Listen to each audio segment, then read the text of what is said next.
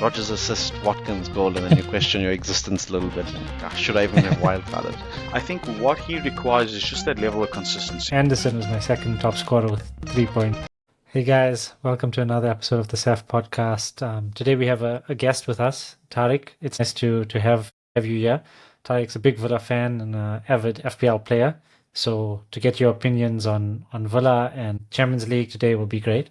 We're also joined by Mohammed Waseem as usual. How are you guys keeping? I'm here again. I'm good after a successful wildcard. Taariq, you also wildcarded. How did you feel about yours? I thanks Bilal and Waseem for having me on. It's good to be on the show finally. I know Bilal, we spoke about this podcast for a while, so it's really good to be here. So I just played my transfer wildcard. I don't usually wait this long. I usually play it after the second or third week. We'd often get our teams wrong, for the first couple of weeks, and then I, frenzy, and I have to, set out and change stuff. So I've left it a bit late, even though it's 6 game weeks in. Somewhat successful. I've had Haaland for about the last 2 game weeks, and I wasn't able to triple captain him. It would have been great, but I had to, completely revamp my team. Really good additions, bringing in Joe Rodon for Leeds. I missed out on a clean sheet but got the goal. I brought in Antoine Semenyo and Jen Anthony, and they both scored for me as well. So decent. Amazing. Happy what with moves, man. Yeah. Did you wildcard your Villa players out of the team? Indeed, I did. Having Watkins and Rodgers on the back of last season, where they both had strong seasons, I'd say. Rodgers being the PFA Young Player of the Year, you would have thought that he would have continued his form from last season. Unfortunately, it just hasn't paid off for Villa this season. A very poor start. I was the same. I pretty much only got rid of them now for this game week, and then Rodgers assist, Watkins goal, and then you question your existence a little bit. And should I even have wildcarded?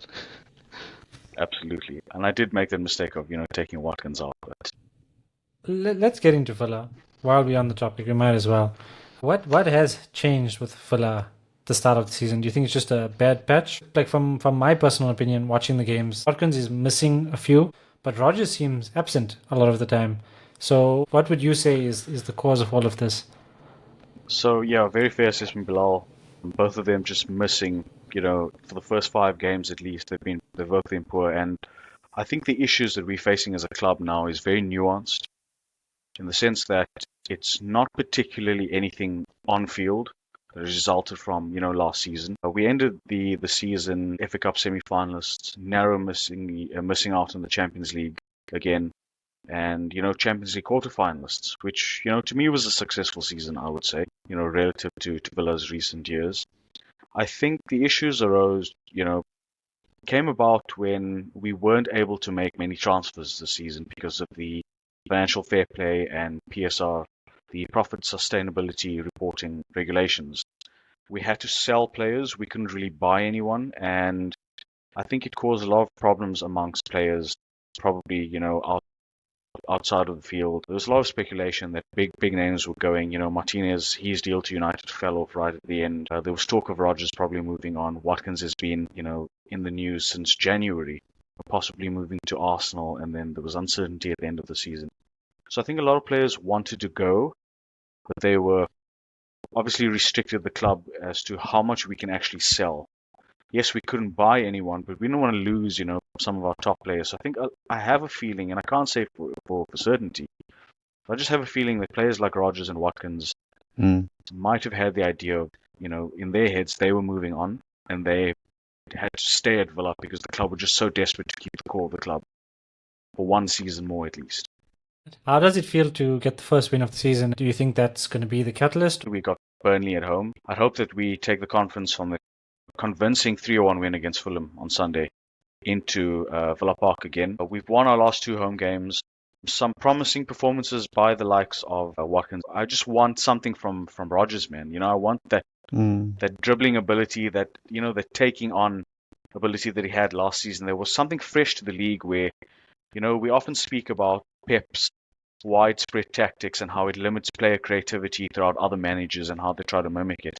I think you look at players like Eze, like Rodgers, like Gibbs-White, and you see how they're not afraid to run with the ball and, show something for it without sticking to that static system, more dynamic. So I'm hoping that can translate into Sunday and we can, officially kick off our season I think the good part is Villa have been reasonably tight defensively. So it's a decent foundation to build from. But they just, yeah, I think the main thing is just getting goals. And I mean, you even speak of Rodgers and being limited by Pep. He was the one that literally destroyed Pep's Man City at last season almost single-handedly.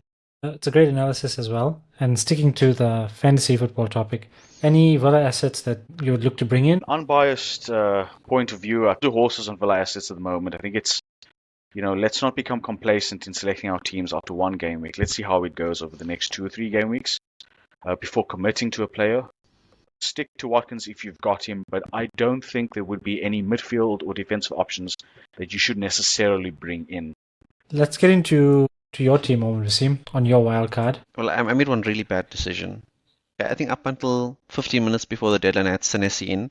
Then I convinced myself somehow to play Van der Ven instead. And I'm still very frustrated from Saturday evening because I ended up losing that 7-pointer on the bench. I think in general it was fine. I think the Haaland captain was crucial for me. I guess the other important one was then bringing Gabriel in as well. So, I mean, with Arsenal's fixtures turning now in a very positive way, I said I probably need some Arsenal defense in there. I did go double up Gabriel and Raya. I'm not excited about my midfield. I went Foden instead to just try to go a little bit differential. And Bilal, we spoke last week, and you said, "No, why don't you Kunku as a City asset?" And then I said, do I really want Doc? And I think he got a couple assists in the game, so a little bit unfortunate there. Reinders again, he looks like he doesn't really offer much besides the odd offensive contribution. I'm actually plotting a potential bench boost in this upcoming game because the fixtures look rather favourable. So I might actually consider that in this next week. Let's talk about your team because you mentioned Spurs. So yes, Spurs versus Wolves. Talk us through that game and what were your thoughts on that? Spurs had such a great first half with just no end product at the end of it, which was very, very unfortunate.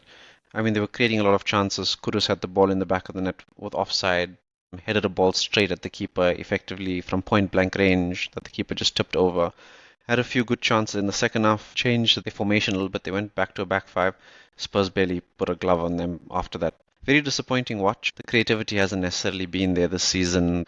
It's unfortunate at the moment, but I believe Frank will probably fix it over the next few weeks. I mean, there are a few players out injured, some of the creative players, but maybe Simons comes and turns it up eventually.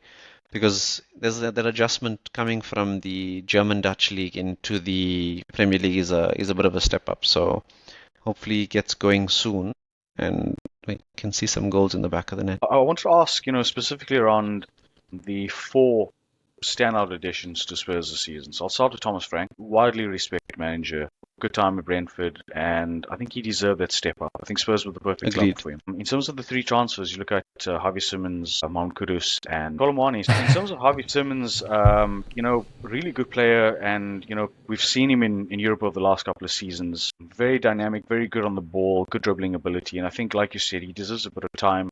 Kudus, another phenomenal player on his day.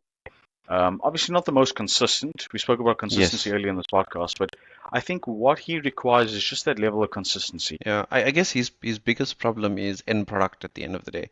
So if you watch Kudus, he'll dribble everyone in the team. So I mean, I think currently in the season in Europe's top 5 league, he's got the most take-ons completed. But at the end of the day, there's output in terms of goals is absolutely nothing at the moment. He's got like 4 assists, but the thing is the assists have come effectively in I think within like 2 games. Colomwani unfortunately has had a dead leg for 3 weeks. Yeah, and I think Paulinho is the other player that yes, he's actually been a great signing for us. Amazing signing. Really good midfielder, very commanding, up the field, down the field, just all around great ability. I'm just going to go through my team and then we can talk a bit further about more of the other matchups, particularly Brentford. That'll be a fun topic. But for me, just an all-round disappointing week. So basically, I had Haaland with 48 points. Then Anderson was my second top scorer with 3 points. So rather a bad game week. But dull game week for a lot of people. Yeah.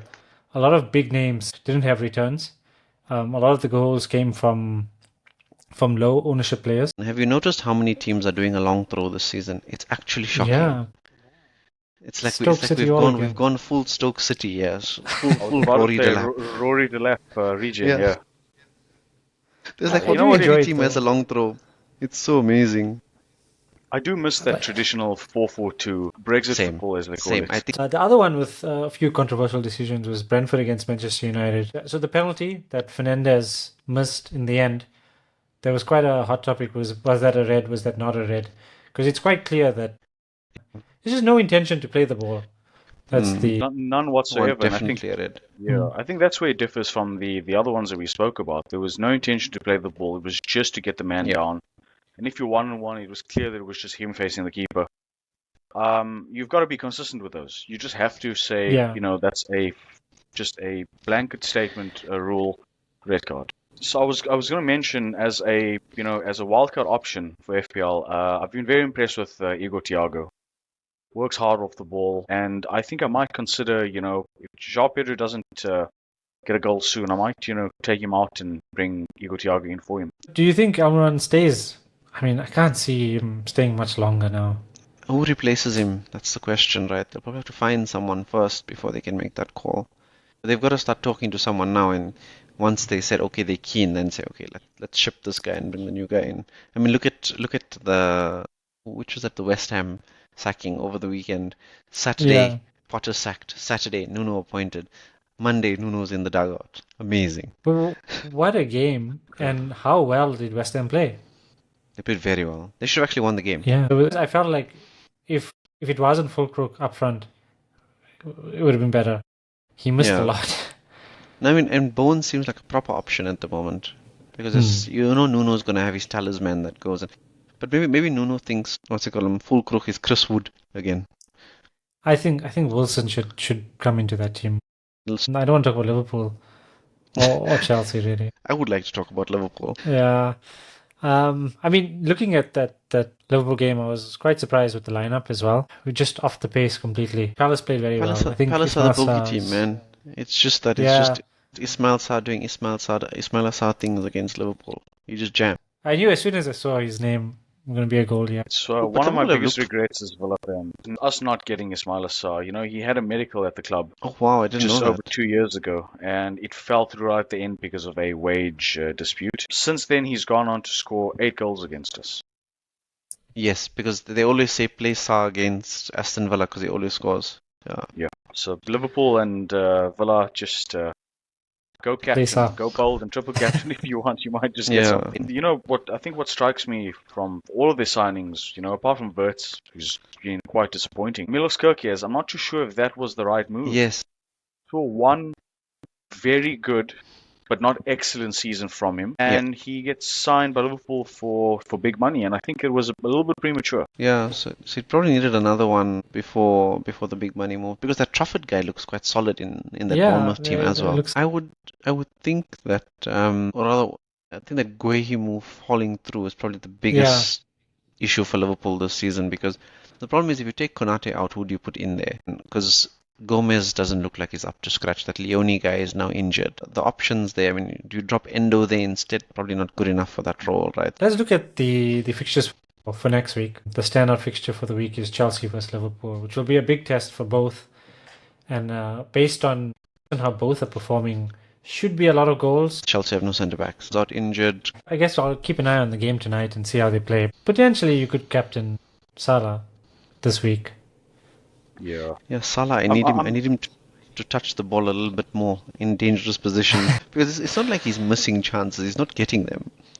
Other fixtures like City would be playing Brentford, so City away to Brentford. That'll be the other captain choice with Haaland. Yes. I think that'll probably be the most captained.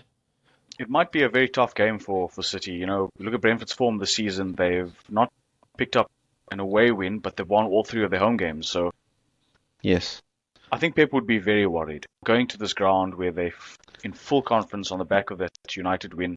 It might not be as straightforward as the Burnley win where they were at home against a weaker side. I think, between Salah and Haaland, I've also got both of them in my team. Probably going to risk just taking Haaland and giving him the captaincy. Yeah, I just see him I agree with scoring you. and doing more likely. Yeah. I But agree with Salah you. has a great record against Chelsea, doesn't he? Usually. So I think that's Yes. also makes him quite tempting as a captain choice this week. We can start now picking captains against Forest because they're going to concede goals. Taariq mentioned João Pedro to Thiago, but I mean, you can easily go João Pedro to Voltemada against Yes. Forest this week. His minutes are still not at 90. It's not secure They at the take him moment. off between 60 Yeah. and 80 minutes. He's off. There's actually not many great captaincy options this week, I think, besides for Haaland and Salah. Yeah, I don't see many. Gyökeres would have been I an want to option. see Gyökeres against if Potter was there. But with Nuno there, If there's Potter going was to there be for some sure. solidity there in West Ham. Yeah, but maybe Watkins. Maybe Yeah, Watkins, I think maybe Watkins Bruno has a shot. Fernandes. No, Maybe not Bruno against them. Fernandes versus Sunderland. Believe at Old Trafford. Fernandes 89th minute penalty. I don't know. I wouldn't That'd be risk cool. United assets at all at the moment. Thanks, guys, for joining us. Looking forward to this next game week. Unfortunately, we're back onto the international break. I'm still going After to really that. consider bench boosting this game week. Thanks, Taariq, for coming on and filling in for Razine. We hope to have you more on the show, and good luck with this next game week.